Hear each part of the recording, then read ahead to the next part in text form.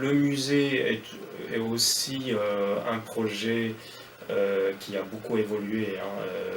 Il y avait déjà un musée, c'était le musée des monnaies et médailles, hein, sur le site. Euh, et après, le rapport Vistel rendu en 2010, il a été question de créer une galerie des trésors, d'ailleurs proposée par Bruno Racine. Et puis au cours d'instruction, petit à petit, je crois que la décision a été prise en 2015, fin 2015, début 2016, là, au moment de la refonte du projet scientifique et culturel, nous avons décidé de faire un musée de la BNF. Il y aura plus d'un côté des espaces monnaies et médailles, de l'autre une galerie des trésors, dans la galerie Mazarine. Il y aura un musée avec deux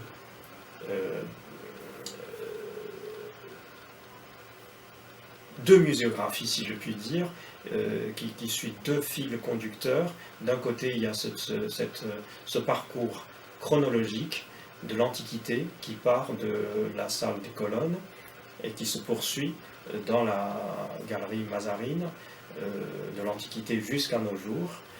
Et ce parcours sera complété par des salles thématiques, hein, qui donnent des vues sur la diversité des collections de la BNF. Par exemple, la rotonde des arts du spectacle, hein, qui donne un aperçu sur une sélection des collections patrimoniales du département des arts du spectacle, des masques, des costumes, des marionnettes, etc.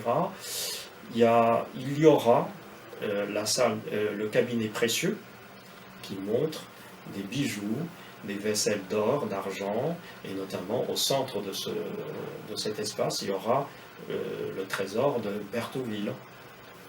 Il y aura encore une salle de Luynes consacrée à des collections données par le duc de Luynes en 1862.